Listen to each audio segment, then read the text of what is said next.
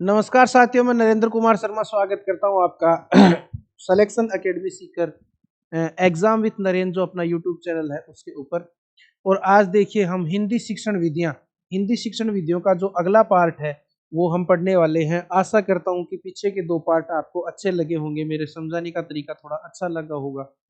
देखिए शिक्षण विधियां जो है इनमें समझाने योग्य बहुत ज्यादा पार्ट नहीं होता, फिर भी हम इनको थोड़ा सा एक ये मान लो कि तुलनात्मक रूप से थोड़ा सा पढ़ें तो ये इंटरेस्टिंग हो जाती है वैसे, है ना। तो अब अपन शिक्षण विधियों का आगे का पार्ट शुरू करने वाले हैं, यानी मैं यूं कह सकता हूं कि शिक्षण विधियों का प्यारे दोस्तों ये शुरू हो जाता है आपके भाग 3। कौन सा शुरू हो जाता है? भाग 3। आ जाइए शुरू करते हैं। सबसे पहले अपन पढ़ेंगे व्याख्यान विधि। देखो महत्वपूर्ण विधि है, बड़ी विधि है, ध्यान रखना इसमें थोड़ा टाइम लगेगा। आज के वीडियो का काफी टाइम ये विधि इसमें लगेगा। तो व्याख्यान विधि थोड़ी बड़ी विधि है, इसे थोड़ा प्रेम से अपन समझेंगे और समझने के बाद फिर अपन पीपीटी से इसको पढ़ेंगे, जैसा कि अपन एज यूजुअल हमेशा करते हैं। देखो व्याख्यान विधि कौन सी विधि है दोस्त? व्याख्यान विधि। देखो व्याख्यान विधि में क्या होता है, सीधा सा सिस्टम है। सीधा सा सिस्टम क्या है कि टीचर आएगा और व्याख्यान देगा, यानी बोलेगा। टीचर कक्षा में आएगा और उस विषय से संबंधित व्याख्यान देगा, विषय से संबंधित वो उदाहरण देगा, विषय से संबंधित आलोचना समालोचना समीक्षा वो करेगा, यानी उस पाठ को पढ़ाएगा और चला जाएगा। तो इसमें मुख्य रूप से क्या होता है, शिक्षक कक्षा में आकर व्याख्यान देता है। शिक्षक कक्षा में आएगा, शिक्षक का क्या काम है? कक्षा में आकर व्याख्यान देता है। शिक्षक कक्षा में आकर क्या देता है? सिर्फ व्याख्यान देता है। पहली बात ध्यान रखना, शिक्षक कक्षा में आएगा और बोलना शुरू करेगा, बोलते बोलते बोलते वापस चला जाएगा। तो पहली बात, बच्चे क्या करते हैं सर इस विधि में? व्याख्यान विधि का मतलब शिक्षक कक्षा में आएगा व्याख्यान देगा, बच्चे क्या करेंगे सर? बच्चे सिर्फ सुनेंगे। बच्चे केवल सुनने का कार्य करते हैं। क्या ध्यान रखना है? बच्चे केवल सुनने का कार्य करते हैं। बच्चे केवल क्या काम करते हैं बताओ? सुनने का कार्य करते हैं। सर बात तो बिल्कुल समझ में हमारे आ गई। बच्चे सुनेंगे, शिक्षक बोलेगा, और शिक्षक बोलेगा मतलब पाठ को पढ़ाएगा, और पाठ को पढ़ाएगा तो वो बोलते बोलते उदाहरण, समीक्षा, आलोचना यानी जो टॉपिक हो रहा है उसकी आलोचना करेगा, समालोचना करेगा, समीक्षा करेगा, उदाहरण देगा। मान लो महाराणा प्रताप जी के बारे में पढ़ना है, कक्षा में आया, महाराणा प्रताप के बारे में बताया, वैसे उससे जुड़े हुए उदाहरण बताए, टॉपिक में आलोचना समालोचना करके समीक्षा करके सारांश निकाल के चला जाता है। तो आलोचना समालोचना सारांश, समालोचना सारांश आदि के माध्यम से, एक मिनट में,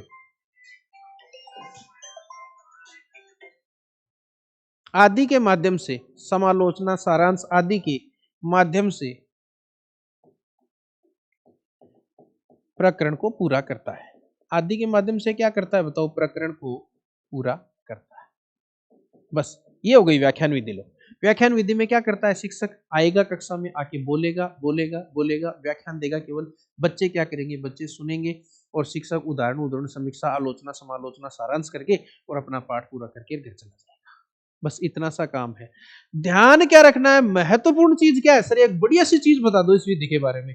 तो बढ़िया सी चीज ये है कि यह सबसे प्राचीन शिक्षण विधि है। बस सबसे मोस्ट इंपोर्टेंट बात यही है। क्या ध्यान रखोगे? सबसे प्राचीन शिक्षण विधि है। क्या ध्यान रखना है मित्र? सबसे प्राचीन शिक्षण विधि है। सबसे प्राचीन बताओ क्या है? शिक्षण विधि। क्या सर इसमें तो जोर नहीं आएगा फिर तो? सबसे प्राचीन कब की है सर? 1857 की क्रांति के आसपास की है, या अकबर के टाइम की है? कब की? महाभारत काल में जाओ, और उससे भी पहले जाओ रामायण काल में। वहां पर जो आश्रम चला करते थे ना, गुरुकुल जिनको बोलते थे, उसमें जो ऋषि थे वो व्याख्यान विधि से पढ़ाते थे। अब बताओ इससे पुरानी कोई विधि ढूंढ के बताओ देखो। ये कब की है? रामायण काल की। यानी गुरुकुलों में जो गुरु जो शिक्षा देते थे वो व्याख्यान विधि से देते थे। आप ये याद रख सकते हैं कि गुरुकुलों में जो गुरु शिक्षा देते थे, गुरुकुलों में जो गुरु शिक्षा देते थे वो व्याख्यान विधि से देते थे। जो गुरु शिक्षा देते थे वो कौन सी विधि से देते थे दोस्त? व्याख्यान विधि से ही वो शिक्षा देते थे। तो ध्यान रखना है व्याकरण शिक्षण की सबसे प्राचीन प्रणाली।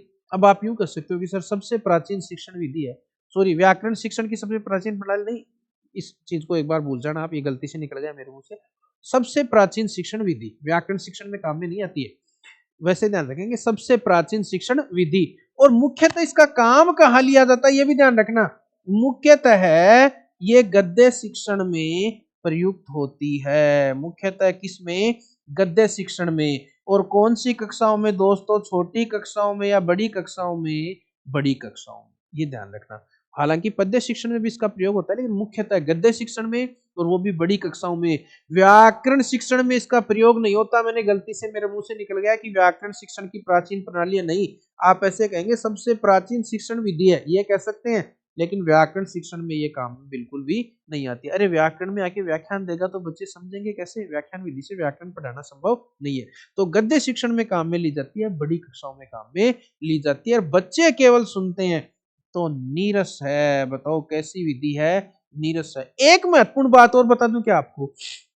एक महत्वपूर्ण बात ये सुन लो कि आप यूं कहोगे सर सबसे प्राचीन विधि जब ये है, शिक्षण की सबसे प्राचीन विधि है, इसका मतलब अब तो इसका यूज कम ही करते होंगे लोग। तो सुनो एक चौंकाने वाला फैक्ट, वर्तमान में सबसे ज्यादा प्रयोग में ली जाने वाली शिक्षण विधि, वर्तमान में सबसे ज्यादा, कहते हैं ना पुरानी चीजों को तो छोड़ देते हैं, क्या कहते हैं? पुरानी चीजों को तो छोड़ देना चाहिए, नई नई चीजें अपनाओ। लेकिन ये विधि सबसे पुरानी होने के बाद भी सबसे ज्यादा इसका प्रयोग किया जाता है, यानी वर्तमान में इस शिक्षण विधि का सर्वाधिक प्रयोग होता है। ऐसे पूछ ले वर्तमान में सर्वाधिक प्रयोग किस शिक्षण प्रणाली का होता है, तो बिना देखे जवाब दे देना, कौन सी? व्याख्यान विधि। कौन सी विधि? व्याख्यान विधि। बोलो बात समझ में आ गई क्या? गुरुजी आ गई। अब देखो आगे, यह है सबसे प्राचीन शिक्षण विधि है, ध्यान रखना। कब की? गुरुकुल के टाइम से। कब से? गुरुकुलों के टाइम से, ठीक है। इसमें शिक्षक कक्षा में प्रवेश करते ही प्रकरण पर बोलना शुरू करता है और उसकी व्याख्या करता है। आएगा है ना, वो पाठ योजना बना के लाएगा, ऐसी बात नहीं है। और आते ही वो प्रकरण, जो भी पाठ या प्रकरण चल रहा है उसमें बोलना शुरू करेगा, बोलेगा बोलेगा बोलेगा, व्याख्या करेगा। छात्र क्या करेंगे गुरुजी?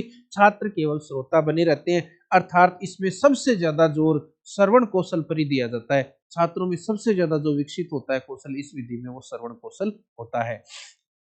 शिक्षक विभिन्न उदाहरणों के माध्यम से पाठ को स्पष्ट करता है, और वो जब व्याख्या करता है तो उसमें क्या करता है? उदाहरण बताता है। और इस विधि में शिक्षक का मुख्य उद्देश्य आलोचना करता है, समालोचना करता है, मूल्यांकन करता है, समीक्षा करता है, सारांश देता है। ये सारी चीजें करते हुए वो पाठ को पूरा करता है। बोलो समझ में आ गई बात? अब इसके गुण और दोष, इसके गुण और दोष देखो। गुण, अच्छा गुण दोष से पहले ये देखो व्याख्यान विधि के चरण, व्याख्यान विधि के चरण ये समझाऊंगा मैं आपको। गुण दोष के से पहले एक चीज देख लो, व्याख्यान विधि के चरण। व्याख्यान विधि के क्या है बताओ? चरण। व्याख्यान विधि के चरण, क्या सर व्याख्यान विधि के चरण बता दो। देखो व्याख्यान विधि में ऐसा नहीं है कि टीचर पहले मेहनत नहीं करता, बहुत उसको मेहनत करनी पड़ती है, लेकिन बस ये है कि वो बोलने का काम रहता है। अच्छा टीचर इसमें एक अच्छा वक्ता होना चाहिए, ये ध्यान रखना। टीचर को अगर बोलना नहीं आता ना तो फिर वो व्याख्यान विधि से पढ़ा भी नहीं सकता, ये और बता दूं मैं आपको। टीचर को बोलना आना चाहिए, टीचर वक्ता होना चाहिए इसमें, तभी वो व्याख्यान विधि का सही तरीके से प्रयोग कर पाएगा। तो देखो सबसे पहले वो क्या करेगा? प्रकरण का चुनाव करेगा। सबसे पहले क्या करेगा? प्रकरण का चुनाव या विषय वस्तु का चुनाव। व्याख्यान विधि में क्या करेगा? व्याख्यान विधि के चरण पहले दिन से शुरू हो जाते हैं। मान लो मुझे व्याख्यान विधि से कल बच्चों को पाठ पढ़ाना है, तो मैं कक्षा में जाऊंगा, वहां से मेरा काम शुरू नहीं हुआ, पहले दिन ही शुरू हो गया। पहले दिन से मैंने योजना बनाना शुरू कर दी। तो पहले दिन उसने क्या किया? प्रकरण चुन लिया कि भाई मेरे को ये पाठ पढ़ाना है। जैसे मान लो महाराणा प्रताप का पाठ पढ़ाना है, तो प्रकरण का चुनाव हो गया महाराणा प्रताप पहले दिन, ठीक है। फिर वो क्या करेगा? फिर उसकी योजना बनाएगा। फिर क्या बनाएगा? योजना, या यूं कह सकते हैं पाठ योजना तैयार करेगा। फिर वो घर पे बैठा बैठा ही, देखो पहले दिन मान लो घर पे है शिक्षक, उसने प्रकरण चुन लिया कि भाई कल मैं बच्चों को ये पाठ पढ़ाऊंगा, और वहीं पर उसकी योजना बना ली कि इस पाठ को ऐसे ऐसे खंडों में तोड़ के ये उदाहरण दूंगा, पूरी पाठ योजना। ये दोनों काम शिक्षक ने कक्षा में जाने से पहले ही कर लिए। शिक्षक ने कक्षा में जाने से पहले क्या किया, प्रकरण का चुनाव कर लिया और पाठ योजना तैयार कर ली। अब वो कक्षा में आया, अब वो क्या आया, कक्षा में आया, तो वो पाठ को पढ़ाएगा, उस चीज को कहते हैं प्रस्तुतिकरण। अब वो क्या करेगा बताओ, पाठ योजना का प्रस्तुतिकरण। पाठ योजना का क्या कर देगा दोस्त, सर प्रस्तुतिकरण कर देगा। तो 3 नंबर पे प्रस्तुतिकरण। और पूरा पाठ पढ़ाने के बाद लास्ट में वो बच्चों को उस पाठ का सार भी बताएगा, यानी सारांश। चौथा क्या हो गया, सारांश। और 5वें नंबर पे वो बच्चों को प्रश्न पूछ के उनका मूल्यांकन करेगा। तो 5वें नंबर पे क्या हो गया बताओ, मूल्यांकन। ये लो जी, व्याख्यान विधि के चरण पूछ ले तो ये बता देना। 2 चरण तो कक्षा में जाने से पहले के, 3 चरण कक्षा में जाने के बाद के। पहला ही पहला क्या करेगा बताओ, प्रकरण का चुनाव करेगा, उसके बाद पाठ योजना तैयार करेगा। 2 काम तो घर पे ही कर लिए, फिर कक्षा में जाएगा तो प्रस्तुतिकरण कर दिया, फिर उस पाठ का सारांश बता दिया, और लास्ट में क्या, प्रश्न पूछ के और बच्चों का क्या कर लिया, मूल्यांकन कर लिया। तो ये याद रखेंगे चरण भाई। देखो देखो व्याख्यान विधि के चरण, प्रकरण या विषय वस्तु का निर्धारण। नंबर 1 बात, प्रकरण कहने का मतलब पाठ कौन सा पढ़ाना है वो देखेगा, समझ गए। 2 नंबर पे अध्यापक द्वारा व्याख्यान बनाना, ये यूं कह सकते हैं पाठ योजना बनाएगा। पाठ योजना में देखो क्या क्या चीजें होती है, शॉर्ट में बताई है मैंने। पूर्व ज्ञान, उद्देश्य निर्धारण, पाठ्य वस्तु की रूपरेखा, उदाहरण, ये सब वो तैयार कर लेगा उस पाठ योजना में। 3 नंबर पे करेगा प्रस्तुतिकरण। ये 2 चरण बताओ कब किए टीचर ने, कक्षा में जाने से पहले। फिर प्रस्तुतिकरण करेगा, लास्ट में सारांश बताएगा और मूल्यांकन करेगा प्रश्न पूछ करके। तो 5 चीजें होती हैं, याद रख लेना भाई। 5 चरणों के नाम पूछे जा सकते हैं कि कौन सा व्याख्यान विधि का चरण नहीं है, तो याद रखेंगे मेरे सारे साथी। गुण और दोषों का तुमको पैमाना बता दिया। अब देखो खैर गुण और दोष से तो हम घबराएंगे नहीं। अब मैंने आपको पैमाने बता दिए कि किसी भी विधि के 8-9 पैमाने तय कर लो और उन पैमानों में देख लो वो विधि कैसी उतर रही है, वहीं से उसके गुण और दोष आपको समझ में आ जाएंगे। अलग से गुण और दोष को याद करने की जरूरत नहीं है, बस एक बार नजर मारनी होती है अलग से। तो खैसर कैसे, देखो कल भी बताया था मैंने, आज फिर बता रहा हूं। 8-10 पैमाने तैयार कर लो। हो सकता है कुछ विधियां जिनका कम प्रयोग होता है उनमें हो सकता है वो गुण दोष थोड़े बहुत कम हो जाएं, या वो जो आपने पैमाने बनाए उनके अलावा दूसरे गुण दोष ज्यादा मिले तो उन विधियों पे थोड़ी सी नजर ज्यादा मार लेना। देखो मैंने क्या क्या पैमाने बताए, मैंने कहा कि कोई भी विधि है ना, आप एक तो देखो उसमें समय, ठीक है सर। एक उसमें देखो श्रम कैसा लग रहा है, एक उसमें देखो सिलेबस कितना पूरा करेगी वो, एक उसमें देखो कक्षा के लिए कौन सी के लिए है, एक उसमें आप देख लो कि वो स्मरण शक्ति का या तर्क शक्ति का विकास कर रही है ना। एक उसमें ये देख लो कि वो रटना कर रहा है या बच्चे को समझ रहा है बच्चा। एक उसको देखो महत्वपूर्ण है, मनोवैज्ञानिक है या अमनोवैज्ञानिक है। ये तो मैंने कल बता दिए थे, एक दो आज और बता देता हूं, एक दो आज और बता देता हूं। एक उसमें क्या देख लो कि वो शिक्षक सक्रिय है या उसमें विद्यार्थी सक्रिय है, एक उसमें ये देख लो। एक उसमें देखो खर्च कैसा लग रहा है, खर्च कम लग रहा है या ज्यादा लग रहा है, ठीक है। और एक उसमें देख लो अन्य कोई बात है तो वो देख लो। ये चीज है, इतनी चीजों पर उस विधि को तोल लो। एक दो पॉइंट और अगर आपके दिमाग में आए तो और ले लो, कोई जरूरी नहीं कि मैंने जो पॉइंट बता दिए वही, एक दो आपके और आ रहे हैं तो उन पैमानों पर भी उस विधि को तोल करके फिर आप देख सकते हो। देखो समय बताओ क्या लगेगा, कम। क्या सर अब हम कौन सी विधि की बात करें, हम व्याख्यान विधि की बात करें। समय कम, फटाफट आएगा पढ़ाएगा जाएगा, समय कम। श्रम कम, अरे टीचर को माथा फोड़ी नहीं करनी, आया बोला गया, आया बोला गया, बच्चे सुन रहे हैं, बच्चे सुन रहे हैं। सिलेबस बताओ, टाइम कम लग रहा है तो ऑटोमेटिक सिलेबस कैसा पूरा हो जाएगा, जल्दी हो जाएगा। कक्षा में एक बात हमेशा गांठ बांध लो, देखो मैंने आपको चीजें इतनी जुड़वा दी हैं, अब खुद की बढ़ाई तो नहीं करनी चाहिए, लेकिन मैंने चीजों को ऐसे जोड़ना आपको सिखाने का मैं प्रयास कर रहा हूं कि आपको है ना इन चीजों में फिर ज्यादा सोचना नहीं पड़े, आप दिमाग से भी उस प्रश्न को हल कर दो इस तरह से।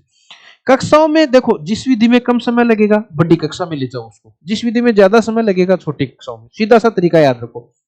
तो कौन सी कक्षा में काम आएगी बताओ, बड़ी कक्षा में काम आएगी। स्मरण या तर्क, तर्क का तो काम ही नहीं है, बच्चे सुन रहे हैं तो स्मरण शक्ति का विकास होगा इसमें। कौन सी शक्ति का, स्मरण शक्ति का, याद करेंगे बेचारे, याद करेंगे याद करेंगे, समझेंगे नहीं।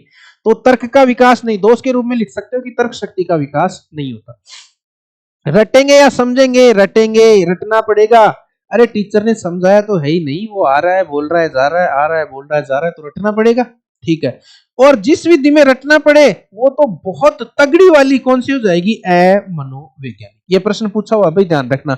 व्याख्यान विधि कौन सी है, मनोवैज्ञानिक या अमनोवैज्ञानिक? तो ध्यान रखना अमनोवैज्ञानिक। शिक्षक केंद्रित है या विद्यार्थी केंद्रित? पूरी तरह से शिक्षक केंद्रित है। पूरी तरह से क्या है बताओ? शिक्षक केंद्रित। विद्यार्थी केवल मूक दर्शक बने रहते हैं, सिर्फ सुनते हैं। पहले इसलिए बताया था आपको।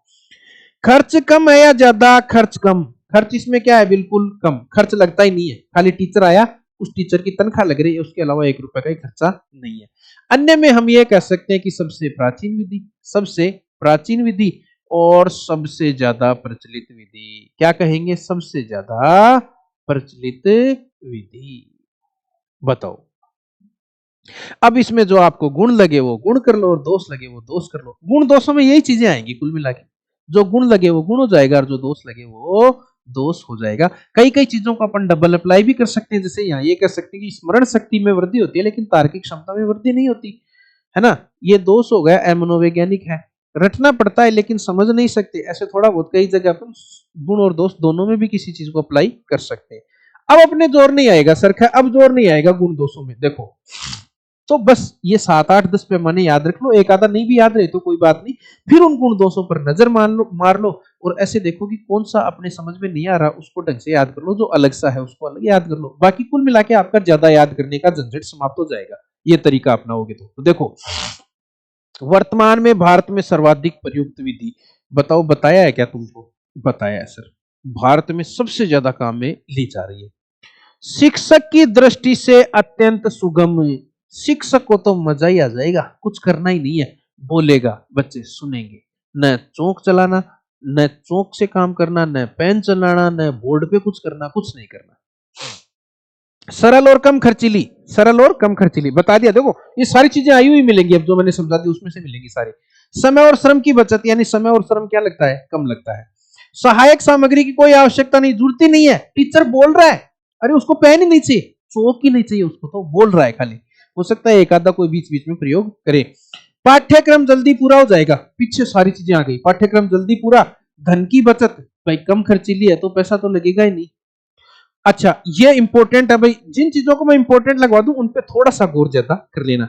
यानी बहुत सारे छात्रों को एक जगह बिठाकर शिक्षण करवाया जा सकता है। इस विधि की एक खासियत क्या है कि बहुत सारे छात्रों, मान लो किसी दिन विद्यालय के टीचरों की चुनाव में ड्यूटी लग गई और जगह ड्यूटी लग गई, खूब सारे बच्चे हो गए, टीचर कम है, तो वहां मान लो एक टीचर को 3 4 कक्षाओं को एक जगह बिठाना है, तो एक जगह बिठा करके शिक्षण कार्य करवाना है, तो फिर व्याख्यान विधि काम में लेनी चाहिए। अब देखो, जीवनी व आत्मकथा को पढ़ाने हेतु उपयुक्त विधि है, ये ध्यान रखना। जीवनी और आत्मकथा को पढ़ाना हो तो व्याख्यान विधि काम में लेनी चाहिए। किसी की जीवनी पढ़ानी है तो व्याख्यान विधि सबसे उपयुक्त रहती है। लेखक या कवि की भाषा शैली विशेषताओं का इनका भी परिचय मिल जाता है। लेखक या कवि की भाषा शैली क्या है, उसकी विशेषताएं क्या है, वो भी टीचर बोलता है तो बोलते बोलते सब कुछ बता देता है। अच्छा, और उसको इतना टाइम रहता है, वो उदाहरण भी खूब सारे दे सकता है। यानी इस विधि में उदाहरणों की क्या रहती है? भरमार रहती है, क्योंकि उसके टीचर के पास टाइम ही टाइम है, वो कुछ कर ही नहीं रहा, केवल बोल रहा है, थोड़ा बहुत लिख रहा है तो बोल ज्यादा रहा है, उसके पास समय है तो उदाहरण खूब देगा वो। पाठ से संबंधित उदाहरण दृष्टांत देने का अवकाश अध्यापक को रहता है। उदाहरणों की भरमार होती है, कवि की शैली के बारे में, सबके बारे में बता देगा। अब देखो, शब्दों के अर्थ से भलीभांति स्पष्ट अपने को करेगा। छात्र की शब्दावली में वृद्धि होगी। अब टीचर जब बोलेगा ही बोलेगा, बच्चा जब सुनेगा ही सुनेगा, तो बच्चा भी बताओ बोलना तो सीखेगा ना। टीचर को बोलते बोलते देखकर बच्चा भी बोलना सीखेगा। और अच्छी व्याख्या से छात्र को क्या मिलेगी? संतुष्टि मिलेगी। अगर टीचर बढ़िया वक्ता है तो ऐसी बात नहीं कि व्याख्यान विधि बोरिंग होती है, बच्चों को मजा भी आता है, लेकिन बोलने वाला अच्छा होना चाहिए। बीच बीच में शायरी का, गजल का, इनका प्रयोग करे तो बच्चों को मजा भी आता है, ऐसी बात नहीं है। अब देखो, दोष इसके ये है कि तगड़ी वाली अमनोवैज्ञानिक विधि है। तगड़ी वाली कौन सी है बताओ? अमनोवैज्ञानिक विधि। हालांकि भारत में सबसे ज्यादा चल रही है, लेकिन है अमनोवैज्ञानिक। कौन सी है बताओ? अमनोवैज्ञानिक। केवल श्रवण कौशल पर बल देती है। बच्चे खाली सुनते हैं, न तो बच्चे लिख रहे हैं, न तो बच्चे पढ़ रहे हैं, न तो बच्चे बोल रहे हैं। केवल और केवल क्या कर रहे हैं, सुन रहे हैं। तो केवल श्रवण कौशल पर बल इसमें ज्यादा है। छात्र मूक श्रोता रहते हैं, अतः छात्र निष्क्रिय हो जाते हैं, ये ध्यान रखना। मैंने क्या कहा था, आपको ध्यान रखना है। छात्र सक्रिय रहते हैं, निष्क्रिय तो ध्यान रखेंगे इसमें। छात्र निष्क्रिय रहते हैं, शिक्षक केंद्रित विधि हो गई। अगर छात्र निष्क्रिय है इसका मतलब शिक्षक एक्टिव है, और शिक्षक केंद्रित वो विधि है। उच्च कक्षाओं हेतु उपयोगी, छोटी कक्षाओं हेतु नहीं। बड़ी कक्षाओं में चल सकती है, छोटी कक्षाओं में काम में नहीं। जो भी विधि जिसमें रटाया जाता है, जिसमें टाइम कम लगता है, वो बड़ी कक्षाओं में ले जाओ उसको सीधा। रटने की प्रवृत्ति का विकास पहले ही समझा दिया आपको। और कक्षा के वातावरण में सजीवता नहीं आ पाती, नीरसता। इस विधि की सबसे बड़ा दोष यही है कि बच्चे सिर्फ सुनते हैं तो वो 5-10 मिनट तो सुनते हैं, फिर कक्षा में नीरसता का वातावरण हो जाता है। तो अगर शिक्षक अच्छा वक्ता है तो बीच बीच में कोई शायरियां, चुटकुलों, मतलब पाठ्य वस्तु से अलावा भी वो चुटकुले, शायरियां सुना सुना के माहौल बनाए रखता है, तो नीरसता नहीं आती। वरना तो इस विधि में अगर सिर्फ शिक्षक सिर्फ पढ़ाई की बात करेगा तो 100% नीरसता आ जाएगी। बोलो बोलो, व्याख्यान विधि में कोई दिक्कत है क्या? और चीजें अभी तो पूरी नहीं हुई है व्याख्यान विधि। अब देखो, अरे और है अभी तो, है दो साथ ही है क्या? चलो और दो हैं अभी तो। देखो, कमजोर छात्रों के लिए उपयुक्त नहीं। कमजोर छात्रों के लिए क्या नहीं, बताओ? उपयुक्त नहीं। कमजोर छात्र तो बेचारे फिर ज्यादा सुन नहीं पाएंगे, वो तो फिर दूसरी एक्टिविटी में लग जाएंगे।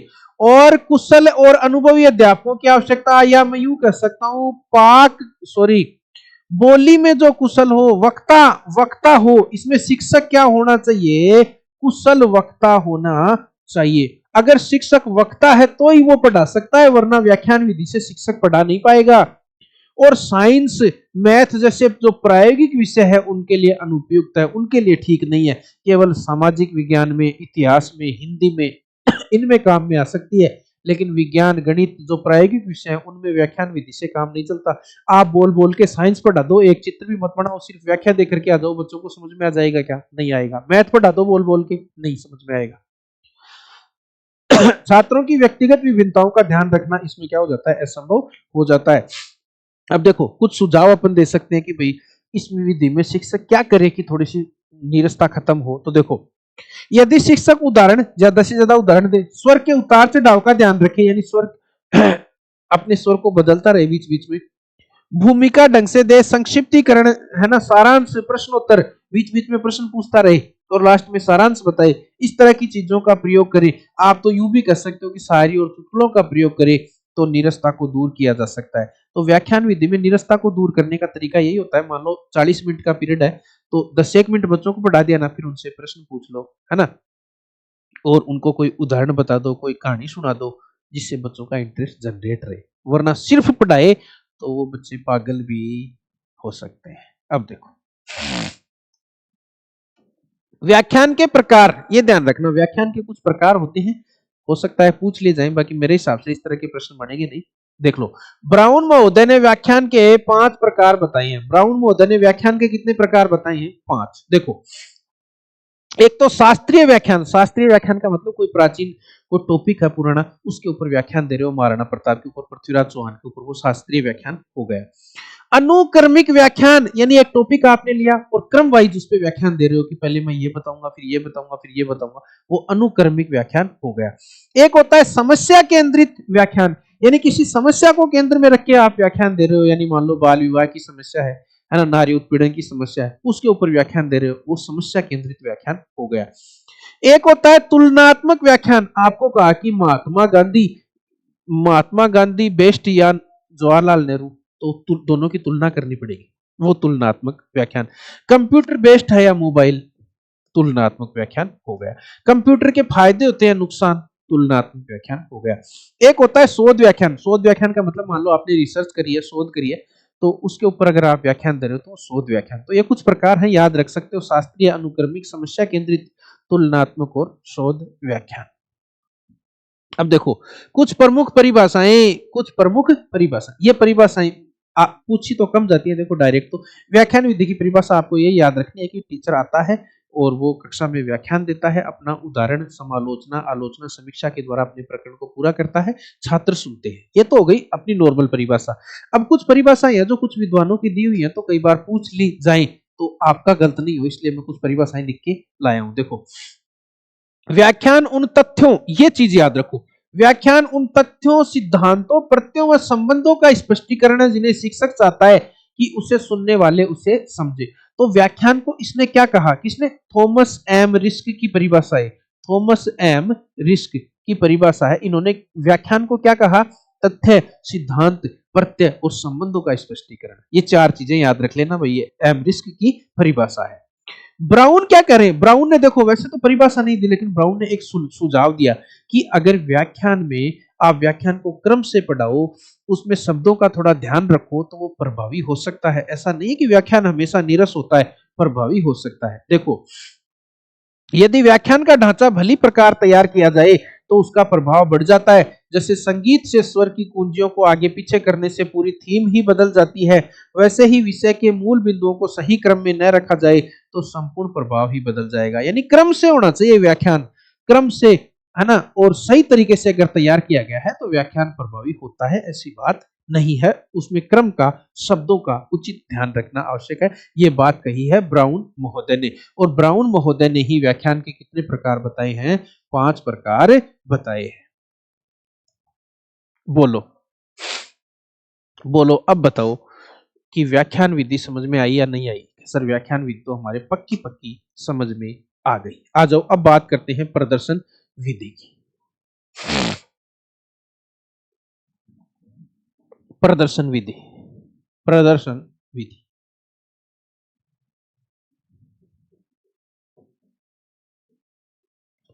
प्रदर्शन विधि। प्रदर्शन विधि में क्या है, मुख्य रूप से साइंस में उनमें ज्यादा काम आती है, ये ध्यान रखना। हिंदी में इनमें कम उपयोग आएगी। प्रदर्शन विधि में क्या हुआ, मान लो आप पढ़ा रहे हो, पढ़ाते टाइम डायनासोर की बात आ गई, पढ़ाते टाइम क्या शब्द आ गया, पढ़ाते टाइम आ गया डायनासोर, कि एक काल में पृथ्वी पर डायनासोर नामक जीव रहा करते थे। ऐसे आ जाइए कि जुरेसिक काल में, मान लो बच्चे को पढ़ा रहे हो आप ज्योग्राफी या कुछ भी, मान लो विज्ञान पढ़ा रहे हो, और उसमें आ गया कि जुरेसिक काल में डायनासोर नामक जीव रहते थे, नामक जीव रहते थे। अब बच्चे ने पूछ लिया, बच्चा होशियार, उसने कहा सर डायनासोर क्या होते हैं, तो आप उसको बताओ कि डायनासोर बड़े बड़े जीव होते थे, तो पूरी तरह से क्लियर नहीं होगा। तो उस स्थिति में आप क्या करो कि या तो डायनासोर का कोई मॉडल दिखा दो उसको, मॉडल को हिंदी में कहते हैं प्रतिमान, या तो डायनासोर का उसको चित्र दिखा दो, और या तो डायनासोर खुद ही दिखा दो, जो कि अभी संभव नहीं है डायनासोर खुद दिखाना, तो और किसी चीज पे ये लागू हो सकता है। तो उस चीज को प्रत्यक्षता दिखाना, या उसका चित्र दिखा देना, या उसका मॉडल दिखा दे, तो वो बच्चा देख करके उस चीज को सीख जाएगा, उसको समझ में आ जाएगा कि भाई हाँ डायनासोर ये होता है। सर डायनासोर का चित्र आपने दिखा दिया। आजकल तो इस विधि का उपयोग अपन और कर सकते हैं, क्योंकि चित्र, मान लो आपके स्कूल में डायनासोर का चित्र भी नहीं है, मॉडल भी नहीं है, तो आप मोबाइल पे भी बच्चे को दिखा सकते हो चित्र। तो कहने का मतलब इसमें क्या करोगे, इसमें प्रयोग के जो उपकरण है, प्रयोग के उपकरण, मान लो, जैसे मान लो बच्चे ने, मान लो ऐसे आ गया कि परख नली, शब्द क्या आ गया, पढ़ाते टाइम शब्द क्या आ गया, परख नली।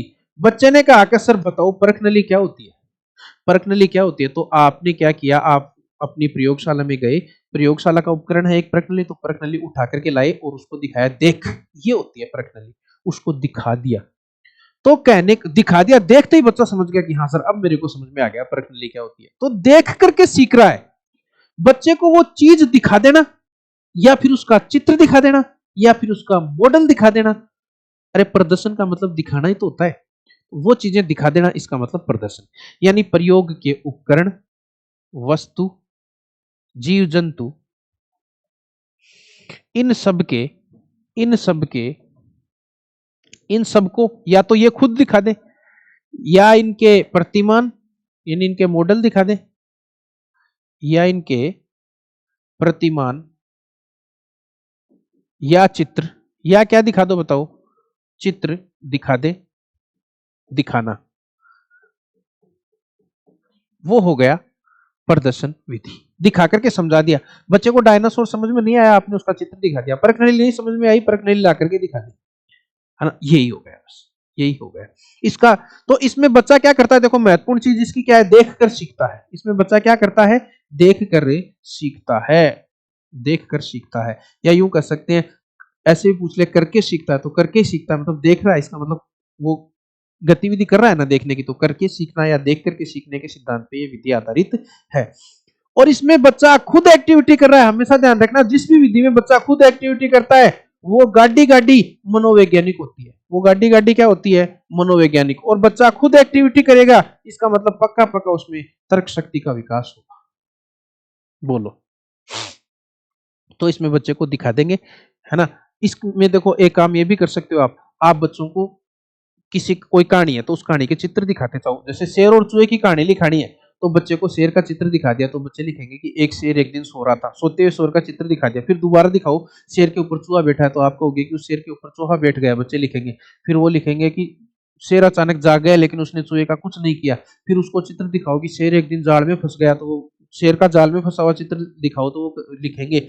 इसका मतलब पूरी कहानी चित्र दिखा दिखा के पूरी कहानी भी लिखवाई जा सकती है। तो कहने का मतलब जो चीज बच्चों के नहीं समझ में आई ना, या तो उस चीज को दिखा दो, वो चीज नहीं है तो उसका चित्र दिखा दो, नहीं तो उसका मॉडल दिखा दो। तो ये प्रदर्शन विधि आज के सोशल मीडिया के जमाने में, या यूं कह सकते हैं इंटरनेट के जमाने में, ये विधि ज्यादा कारगर हो गई है क्योंकि हम चित्र अब मोबाइल पर भी दिखा सकते हैं। मोबाइल पर भी दिखा सकते हैं। आ जाइए देखिए। देखो इस विधि में विषय वस्तु से संबंधित चित्र, या तो चित्र दिखा दो, या तो प्रयोग के उपकरण दिखा दो, या तो प्रतिमान भी दिख सकते हो, आदि का प्रदर्शन कर स्पष्ट किया जाता है। वो चीजें दिखा दी जाएंगी उसको। यह देखकर सीखने के सिद्धांत पर आधारित है। देखकर सीखेगा बच्चा, देखकर सीखेगा इसका मतलब बच्चा एक्टिव खुद हो रहा है ना, ये ध्यान रखना। अच्छा, ये एकमात्र ऐसी विधि है जिसमें बच्चे और शिक्षक दोनों सक्रिय हैं, लेकिन इस विधि को शिक्षक केंद्रित माना जाता है। वैसे कौन सी माना जाता है? यानी इसमें सक्रिय तो दोनों रहते हैं, बच्चे भी रहते हैं, शिक्षक भी रहते हैं, लेकिन इस विधि को शिक्षक केंद्रित माना जाता है। क्यों? क्योंकि इसमें जो चित्र दिखाने का और कोई चीज मान लो सामान लाने का काम कौन करता है? शिक्षक। उसके जचे तो करे, नहीं तो नहीं करे, इसलिए केंद्रित क्या हो गई है? शिक्षक केंद्रित। ये ध्यान रखना, एकमात्र ऐसी विधि है जिसमें बच्चे भले ही सक्रिय हैं लेकिन माना जाता है इसको शिक्षक केंद्रित है। तो ये दोनों चीजें अपन गुण दोषों में लिखेंगे। उदाहरण देखो, उदाहरण से समझो। शेर व चूहे के चित्रों को दिखाकर शेर व चूहे की कहानी बच्चों से लिखवाना, ये हो गया प्रदर्शन विधि का उदाहरण। पाठ में डायनासोर शब्द आने पर बच्चे को डायनासोर का चित्र दिखाना, यानी डायनासोर शब्द आ गया, बच्चा कहेगा गुरुजी क्या डायनासोर होता क्या है वो तो बताओ, उसको चित्र दिखा दिया, ले देख ले ये होता है, ये होता है। मान लो मैं पढ़ा रहा हूं, इसमें आ गया टेसू के फूल। टेसू के फूल, जैसे मैं एक दिन एक किताब पढ़ा रहा था, उसमें आ गया टेसू के फूल, या एक पाठ चलता है शिरीष के फूल। बच्चों ने पूछ लिया कर सर शिरीष के फूल कौन से होते हैं? अब मैं क्या जवाब दूं उनको? तो मैं जवाब देने की जरूरत नहीं, मैं गूगल में तुरंत सर्च करूंगा शिरीष के फूल, इमेज आ जाएगी, दिखा दूंगा, ले देख ले राजी हो जाए, इसको देख के राजी हो जा। तो कहने का मतलब देखने से हो, बच्चे को देख करके सीखना। हालांकि भाषा में इस चीज का काम किसमें आता है? विज्ञान में ज्यादा काम आता है। विज्ञान के पाठ में परख नली का नाम आने पर प्रयोगशाला से परख नली लाकर बच्चों को दिखाना, तो वो चीज दिखा दो, या उसका मॉडल दिखा दो, या उसका चित्र दिखा दो। अच्छा, इसमें बालक रुचि लेंगे, बालकों को चित्र दिखाओगे और करोगे तो वो रुचिकर विधि है। और सेम टू सेम आगमन पे चले जाओ। अब इसका पैटर्न बताओ किस विधि जैसा हो रहा है? आगमन जैसा हो रहा है। जिस विधि में भी बच्चे एक्टिविटी करें बिना सोचे समझे, उसको क्या बता दो? मनोवैज्ञानिक विधि। देखकर सीखने या करके सीखने के सिद्धांत पर आधारित है। इसके शिक्षण सूत्र, अब गुरुजी इतनी विधियों के शिक्षण सूत्र कैसे याद करें? बिल्कुल याद करने की जरूरत नहीं है, 2 विधियों की कर लो शिक्षण। देखो शिक्षण सूत्र कितनी विधियों के याद कर लो? 2 के, एक तो आगमन का, एक निगमन का, 2 के कर लिए। अब जो विधि मनोवैज्ञानिक आ रही है ना, जिसमें बच्चे एक्टिविटी कर रहे हैं, उसमें तो आगमन के शिक्षण सूत्र अप्लाई कर दो। बहुत बड़ी बात बता रहा हूं, सुनना। और जिस विधि में बच्चे को रटवाया जा रहा है, जो विधि मनोवैज्ञानिक नहीं है, उसमें निगमन के शिक्षण सूत्र अप्लाई कर दो, आपका काम हो जाएगा। बोलो कितनी बढ़िया बात बताइए। यानी जिस विधि में बच्चे एक्टिविटी कर रहे हैं, जिस विधि में बच्चे, जो मनोवैज्ञानिक विधि है, जिस विधि में बच्चे में तर्क क्षमता का विकास हो रहा है, वहां तो कौन सा सूत्र अप्लाई कर दोगे? आगमन का। और वरना किसका कर दोगे? निगमन का। तो ये देखो मनोवैज्ञानिक विधिया आगमन के सूत्र अप्लाई कर दो। देखो मूर्त से अमूर्त की ओर और सरल से कठिन की ओर। कौन कौन से सूत्र है? मूर्त से अमूर्त की ओर और सरल से कठिन की ओर। बोलो दोनों के दोनों सूत्र आगमन विधि के नहीं है क्या? है। तो और सारे सूत्र भी काम में आ सकते हैं इसमें। तो शिक्षण सूत्र अलग से नहीं याद करेंगे सर। अब देखो इसमें गुण, अब क्या आ जाते हैं इसमें? गुण। चलो गुण अलग से समझा देता हूं। वही पैमाना, गुणों का क्या पैमाना है बताओ? गुणों का पैमाना है सर हमारे पास क्या क्या? समय है सर, उसके बाद श्रम के बाद में कक्षा के बाद में सिलेबस के बाद में स्मरण या तर्क, उसके बाद में रटना या समझना, उसके बाद में मनोवैज्ञानिक या अमनोवैज्ञानिक। उसके बाद क्या है, मनोवैज्ञानिक या अमनोवैज्ञानिक। उसके बाद क्या आ जाता है सर, उसके बाद तो सिंपल है, उसके बाद कर दो आप कि शिक्षक सक्रिय रहता है या विद्यार्थी, और उसके बाद खर्च, और उसके बाद अन्य।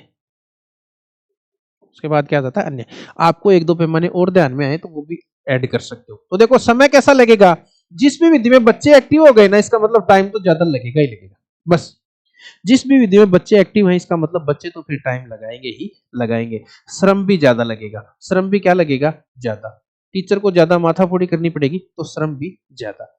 कक्षा बताओ कौन सी, जिस भी विधि में समय ज्यादा, इसका मतलब वो छोटी कक्षाओं में चल सकती है, बड़ी में तो चल ही नहीं सकती। तो कक्षाएं कौन सी हो जाएंगी इसमें, छोटी कक्षाओं में। कौन सी कक्षाओं में बताओ, छोटी कक्षाओं में। ठीक है, सिलेबस में टाइम कैसा लग जाएगा, ज्यादा ज्यादा लगेगा, यानी सिलेबस लेट तक चलेगा। स्मरण या तर्क, तर्क तर्क क्षमता का विकास, कौन सी क्षमता का विकास होगा बताओ, तर्क क्षमता का क्या हो जाएगा, विकास हो जाएगा। बच्चे रटेंगे या समझेंगे, समझेंगे, अरे करके सीखेंगे, समझेंगे, समझना। मनोवैज्ञानिक है या अमनोवैज्ञानिक, गाड़ी गाड़ी जिसमें बच्चे कुछ भी कर रहे हैं, बच्चे एक्टिविटी कर रहे हैं, इसका मतलब हमें सोचने की जरूरत नहीं है, वो विधि कैसे हो जाएगी, मनोवैज्ञानिक। शिक्षक केंद्रित है, देखो सक्रिय तो दोनों रहते हैं इस विधि की, एक चीज ध्यान रखना, सक्रिय तो दोनों रहते हैं। सक्रिय तो कौन कौन रहते हैं इस विधि में, सक्रिय तो सर विद्यार्थी और शिक्षक दोनों रहते हैं।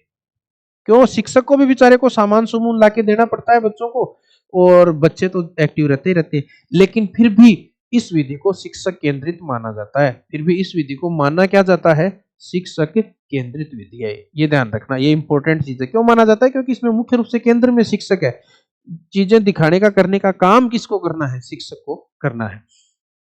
खर्च, खर्च ज्यादा होगा, ध्यान रखना, खर्च क्या होगा, ज्यादा।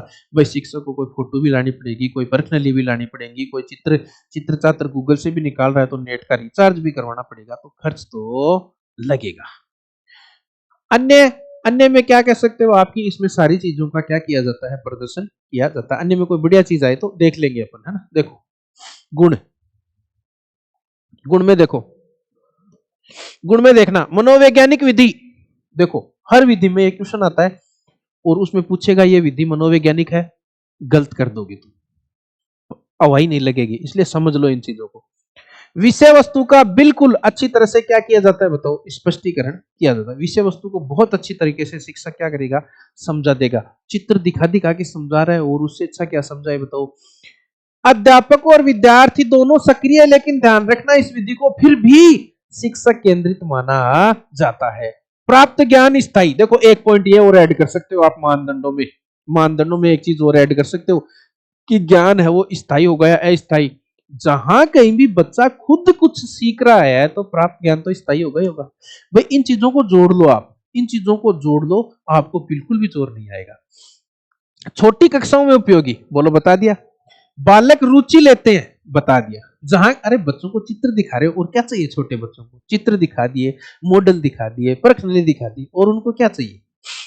प्रत्यक्ष ज्ञान, प्रयोगात्मक प्रवृत्ति का विकास, प्रयोग करने की प्रवृत्ति बढ़ती है बच्चों में। इसमें अध्यापक को कम परिश्रम करना पड़ता है, अध्यापक परिश्रम ज्यादा नहीं करता, खाली चित्र दिखा दिया, फिर बच्चे अपने आप ही देखते रहेंगे। तार्किक और मानसिक क्षमता का विकास होता है, और खर्चीली विधि है। तो देखो श्रम में मैंने ज्यादा लिखवाया था, तो वैसे तो श्रम ज्यादा लगता है, लेकिन अध्यापक का परिश्रम क्या लगता है, कम लगता है। थोड़ा सा उसको करेक्शन कर लेना इसमें, इसमें क्या करेक्शन कर लोगे, देखिए श्रम ज्यादा लगता है किसका, बच्चों का तो श्रम ज्यादा लगता है, लेकिन अध्यापक का श्रम क्या लगता है, अध्यापक का श्रम क्या लगेगा, कम लगेगा। अध्यापक का श्रम क्या लगेगा, कम लगेगा, ये ध्यान रखना। अब देखो आगे और देखते हैं। तो खर्चीली है ही, जिसमें 5 रुपए की भी, अब खर्चीली इसमें यूं नहीं है कि कोई करोड़ों रुपए लग रहे हैं, लेकिन जिसमें अगर 5 रुपए भी लग रहे हैं तो उसको खर्चीली मानते हैं। विधियों का क्या सिस्टम है, देखो जिसमें एक भी रुपया नहीं लग रहा ना, इसका मतलब ये मानते हैं कि वो कम खर्चीली है, और जिसमें 5 रुपए भी लग गए ना अगर, उसको खर्चीली में शामिल कर लेते हैं। शिक्षक केंद्रित विधियां, ये ध्यान रखना, पहले ही बता दिया, इसमें दोनों सक्रिय रहते हैं, लेकिन शिक्षक केंद्र का कुशल और अनुभवी अध्यापकों की आवश्यकता। हर कोई टीचर इस विधि से पढ़ा भी नहीं सकता, चित्र दिखाना, मॉडल दिखाना। अब मान लो कोई शिक्षक है, उसको चित्र निकालने आते नहीं, मॉडल उसको पता ही नहीं मॉडल क्या होते हैं, तो वो नहीं कर सकते फिर। अनुशासन का इसमें भाव हो जाता है। देखो हमेशा ध्यान रखना, जिस भी गतिविधि में एक्टिव रहते हैं ना बच्चे, तो वहां अनुशासन का इश्यू रहता है और पाठ्यक्रम के अनुकूल नहीं है। ये पाठ्यक्रम के अनुकूल नहीं होती, कभी भी ध्यान रखना।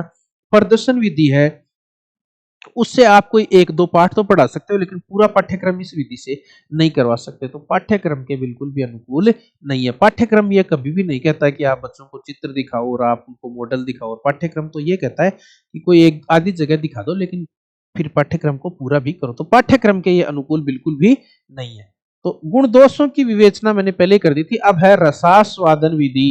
कौन सी है? रसास्वादन विधि। देखो अब आ जाती है रसास्वादन विधि। रसास्वादन विधि, रसास्वादन क्या हो जाएगी बताओ? विधि। रसास्वादन विधि देखो इसका बहुत ज्यादा प्रयोग होता नहीं है, छोटी कक्षाओं में होता है। तो इसमें गुण दोष पूरे मनोवैज्ञानिक और अमनोवैज्ञानिक वो इतने ज्यादा नहीं करेंगे, दो दो चार चार गुण दोष वो अपन डायरेक्ट ही पढ़ लेंगे। रसास्वादन विधि क्या होती है सुनो। रसास्वादन का मतलब है रस, रस यानी आनंद। रस का मतलब क्या होता है? आनंद, यानी रस प्लस आस्वादन। आस्वादन, आस्वादन यानी ग्रहण करना। आस्वादन का मतलब क्या है? ग्रहण करना। यानी कविता पढ़ाते समय, देखो एक तो कविता शिक्षण की विधि है, कविता पढ़ाते समय उसके केवल आनंद का अनुभव करो, उसके रस का अनुभव करो, उसके अर्थ में मत घुसो, उसके भाव में मत घुसो। यानी दो चीजों को ये इग्नोर करती है। देखो ये कहती है कि अर्थ जानने की आपको जरूरी नहीं है, अर्थ को इग्नोर कर दिया, कविता के भाव को इग्नोर कर दिया। ये कह रही है कि कविता से रस लो, आनंद लो, कविता को भाव भंगिमा के साथ, लय और ताल के साथ गाओ और सिर्फ उसका आनंद लो। उसके अर्थ से हमें कोई मतलब नहीं, अर्थ जाए भाड़ में, भाव जाए भाड़ में। यानी अर्थ और भाव को छोड़कर कविता को लय ताल और भाव भंगिमा के साथ गा करके आनंद प्राप्त करने को ही रसास्वादन विधि कहते हैं। तो इसमें क्या होता है, मुख्य रूप से छोटे बच्चों को आपने देखा होगा, जब इंग्लिश मीडियम में अपना बच्चा जाता है, पहले दिन स्कूल में जाता है, 3-4 दिन बाद जब वो आता है, अपन पूछते हैं क्या सीख रहा है रे स्कूल में सो, तो वो क्या कहता है? मैंने पोइम सीखी है। मैंने क्या सीखी है? पोइम। फिर उसको कहते हैं बता, तो फिर वो करके दिखाता है पोइम को करके। 10 मिनट आज वो 2 क्लास होगी, एक यूट्यूब की देख 2:30 बजे से है, थोड़ी लंबी होगी आज क्लास को। चलो 10-1 मिनट और। तो उसमें क्या होता है बच्चा कि इस विधि में मुख्य रूप से उसका अर्थ और भाव ग्रहण नहीं किया जाता, कविता का क्या किया जाता है? रसास्वादन किया जाता है। यानी इंग्लिश मीडियम का बच्चा है, मान लो कोई इंग्लिश मीडियम का बच्चा है, तो वो क्या करेगा?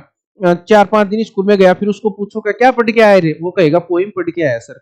पोइम पढ़ के आया, तो फिर बोले बता, तो वो उसको आपको करके दिखाएगा कि मछली जल की रानी है, जीवन उसका पानी है, हाथ लगाओगे डर जाएगी, बाहर निकालोगे तो मर जाएगी, ऐसे करके दिखाएगा वो। इसका मतलब उसको सिखाया क्या गया? फिर उससे पूछो, देखें उसका अर्थ पता रहे क्या? अर्थ तो नहीं पता, मुझे तो मजा आता है ये करने में।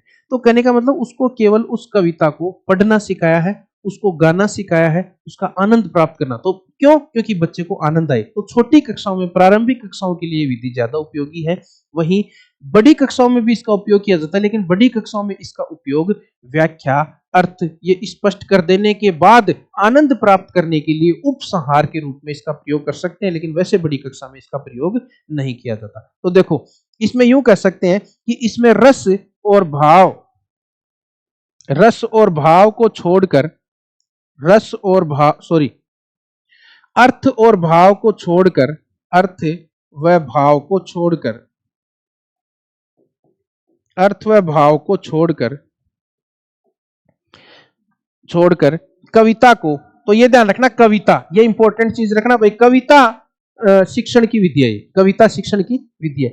अर्थ व भाव को छोड़कर कविता को लय व ताल, लय ताल व भाव भंगिमा के साथ, भाव भंगिमा, भाव भंगिमा का मतलब एक्शन करते हुए, अभिनय करते हुए, भाव भंगिमा के साथ गाते हुए, भाव भंगिमा के साथ गाते हुए, भाव भंगिमा के साथ क्या करते हुए बताओ? गाते हुए, और कविता का आनंद लिया जाता है। कविता का क्या लिया जाता है बताओ? आनंद लिया जाता है। बस यही है। तो इसमें कविता का केवल आनंद लो, उसके रस को छोड़ो, उसके भाव को छोड़ो। तो छोटे बच्चों, मैंने कहा था ना, जो बच्चा जाएगा स्कूल में उसको आनंद की जरूरी है, उसको शुरू में पढ़ने से कोई मतलब नहीं है, दुनियादारी से लेना देना नहीं है उसको, पढ़ने की दुनियादारी से। तो उसको थोड़ा सा आनंद मिलेगा तो वो स्कूल से जुड़ेगा, इसलिए इस तरह की एक्टिविटी उससे करवाई जाती है। यानी प्राथमिक कक्षाओं के लिए उपयोगी है ये विधि। कौन सी कक्षाओं के लिए उपयोगी है, ध्यान रखना, प्राथमिक कक्षाओं के लिए।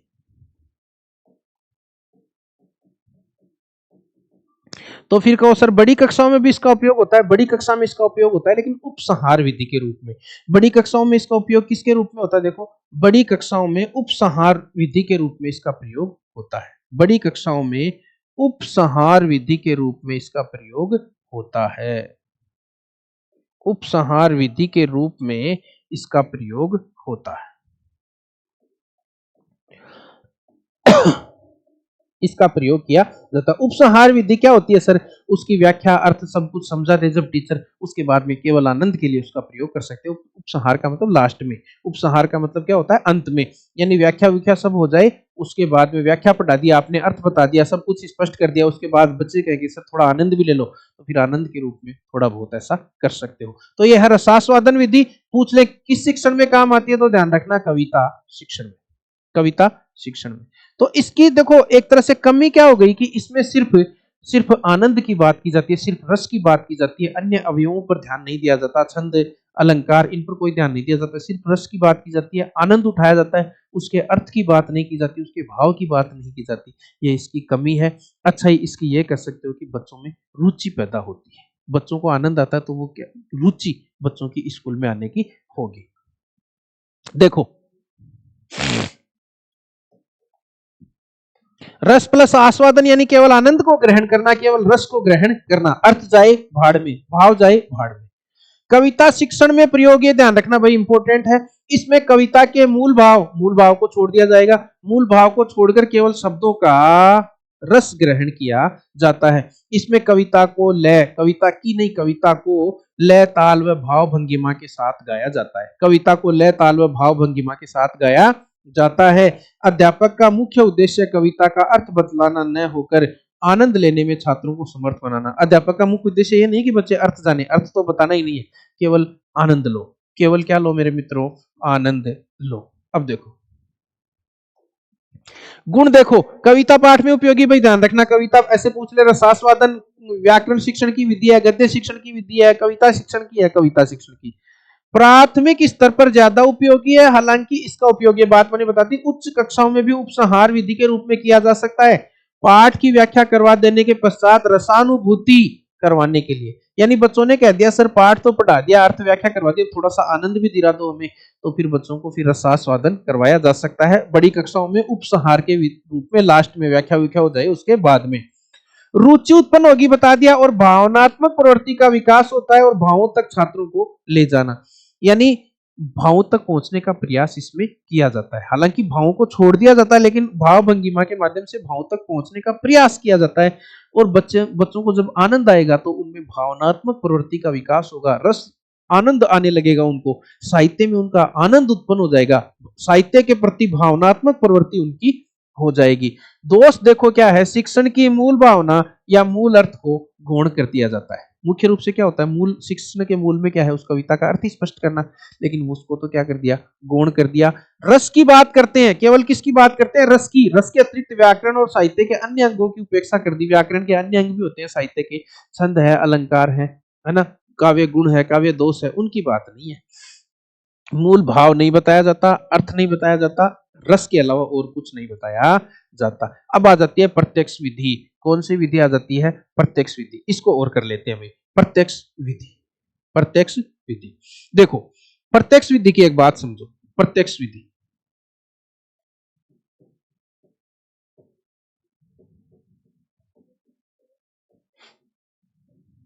प्रत्यक्ष विधि, प्रत्यक्ष विधि में क्या होता है, देखो प्रत्यक्ष विधि भी भाषा शिक्षण की विधि है, ये ध्यान रखना। इसमें क्या सीखा जाता है, भाषा शिक्षण की विधि है। मुख्य रूप से किसमें काम आती है, भाषा शिक्षण की ये विधि है। विज्ञान गणित इनमें काम में नहीं आती, ध्यान रखना। मुख्य रूप से या इसका प्रयोग केवल और केवल भाषा शिक्षण के लिए ही किया जाता है। अब सुनो बात, इस विधि की दो शर्तें हैं। मान लो आपको अंग्रेजी सीखनी है, इस विधि की मोटी मोटी शर्त बता दूं, याद रखना इंपॉर्टेंट है। एक शर्त तो ये है कि भाई अंग्रेजी सीख लो बेटा, कोई दिक्कत नहीं है। 20 या मैं अंग्रेजी का टीचर हूं, मान लो मैं अंग्रेजी सिखा दूंगा 20 जनों को, लेकिन इस विधि की सीधी सीधी अर्थ, सीधी सीधी शर्त यह है कि जिनको आप सिखा रहे हो और जो सिखा रहा है टीचर, वो सिखाते समय केवल और केवल अंग्रेजी भाषा का प्रयोग करेगा। बच्चे सीखते समय केवल और केवल अंग्रेजी भाषा का प्रयोग करेंगे। मातृभाषा का प्रयोग वर्जित है, यानी इसमें मातृभाषा की उपेक्षा की गई है। मातृभाषा की क्या की गई है? उपेक्षा। सीधी सीधी बात अगले यही कहते हैं कि जो भाषा आपको सिखानी है ना, उसी भाषा में सिखाओ। अंग्रेजी सिखानी है तो अंग्रेजी में सिखाओ, हिंदी काम में मत लो। हिंदी सिखा रहे हो तो हिंदी काम में लो, अंग्रेजी के शब्द काम में मत लो। मातृभाषा काम में मत लो। तो मातृभाषा की उपेक्षा है, जो भाषा सिखा रहे हैं वही भाषा काम में आनी चाहिए। और कह रहे हैं कि आपको अंग्रेजी सिखानी है तो डायरेक्ट अंग्रेजी बोलना सिखाओ, इसकी व्याकरण मत सिखाओ। तो दूसरी इसकी विशेषता या दोष मान लो, व्याकरण की ये क्या करती है? पूरी तरह से उपेक्षा। तो प्रदर्शन विधि में, सॉरी, प्रत्यक्ष विधि में दो चीजें मुख्य रूप से याद रखनी है कि मातृभाषा की पूरी तरह से उपेक्षा और व्याकरण की पूरी तरह से उपेक्षा। यानी अंग्रेजी पढ़ा रहे हो, पूरी डिटेल अंग्रेजी में दो। बच्चों को अंग्रेजी पढ़ाओ तो अंग्रेजी में पढ़ाओ, हिंदी का यूज मत करो। हिंदी पढ़ा रहे हो तो हिंदी में पढ़ाओ, अंग्रेजी का यूज मत करो। मातृभाषा की उपेक्षा और व्याकरण मत पढ़ाओ, सीधा बोलना सिखाओ, सीधा बच्चों को अंग्रेजी बोलना सिखाओ। अच्छा, फिर क्या किया जाता है? अब इस प्रत्यक्ष शब्द का क्या मतलब हुआ? प्रत्यक्ष शब्द का मतलब यह है कि बच्चों को सिखाएं कैसे। फिर भाई मातृभाषा आप बोलने नहीं दे रहे तो बच्चों को ये कैसे बताएं कि ये जग है? वो तो बच्चों को ये कैसे बताएं कि ये आम है? वो तो इसको आम समझ रहा है। तो बच्चों को कैसे बताएं कि ये मैंगो है? तो हम उसको ये नहीं कह सकते कि देखो आम को मैंगो कहते हैं। भाई हम उसको ये कहते हैं कि बच्चों आम देखा हुआ है तुम्हारा? हाँ आम। फिर कहेंगे आम को मैंगो कहते हैं। वो प्रत्यक्ष विधि नहीं हुई। क्यों? क्योंकि आपने तो मातृभाषा का यूज कर लिया, अंग्रेजी पढ़ा रहे हो, आम शब्द का यूज कर लिया, तो गलत हो गया ना काम। तो फिर क्या करोगे? बच्चों को वस्तु, वस्तु, जीव जंतु, जीव जंतु, है ना, प्रत्यक्ष रूप से, प्रत्यक्ष रूप से दिखाकर, प्रत्यक्ष रूप से या उनके चित्र, प्रत्यक्ष रूप से या उनके चित्र दिखाएंगे। उनके चित्र दिखाकर भाषा ज्ञान कराया जाता है। चित्र दिखाकर क्या करवाया जाता है? बताओ। भाषा ज्ञान कराया जाता है।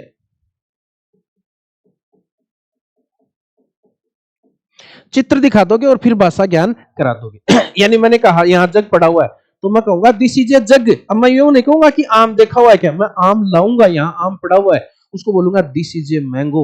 बच्चों बोलो what is this? This is a mango. What is this? This is a pen. What is this? This is a computer. इस तरह से उनको प्रत्यक्ष रूप से वो चीज दिखाएंगे या उनके चित्र दिखाएंगे और फिर इंग्लिश में उनको बताएंगे कि this is computer, this is mango, this is banana, this is pen, this is fan, this is table fan, this is table. इस तरह से दिस इज डिजिटल बोर्ड, इस तरह से बताना पड़ेगा। तो प्रत्यक्ष रूप से या तो वो वस्तु दिखा दो या उनके चित्र दिखा करके भाषा का ज्ञान कराया जाता है।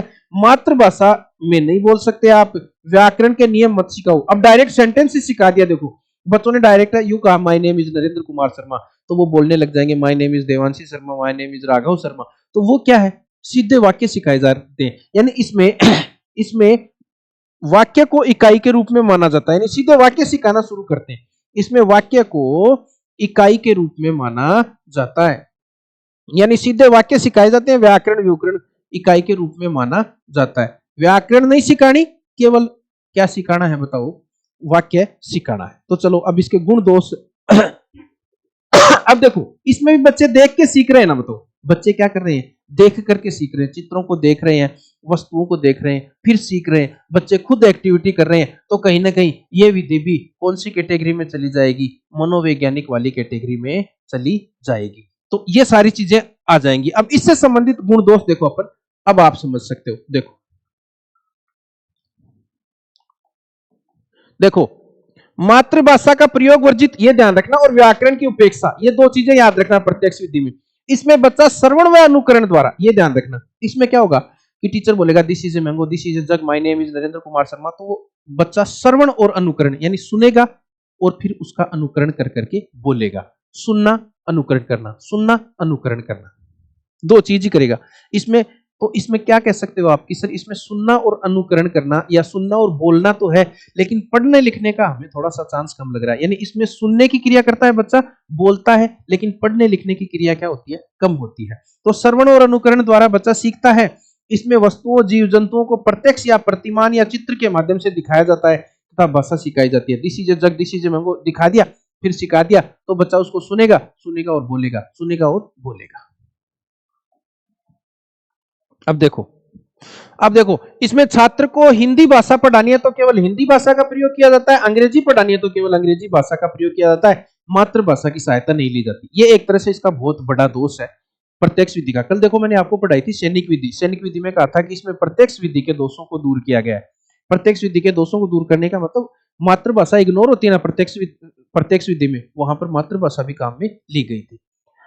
इसमें वाक्य को इकाई माना जाता है। इस विधि का सर्वप्रथम प्रयोग, ये देखो, इस विधि का सर्वप्रथम प्रयोग फ्रांस में गुइन महोदय द्वारा किया गया अंग्रेजी सीखने के लिए। सबसे पहले प्रयोग किसने किया, गुइन महोदय ने। ये नाम याद रखना भाई, इंपॉर्टेंट है। सबसे पहले इस विधि का प्रयोग कौन करते हैं, फ्रांस में गुइन महोदय। कौन, गुइन महोदय।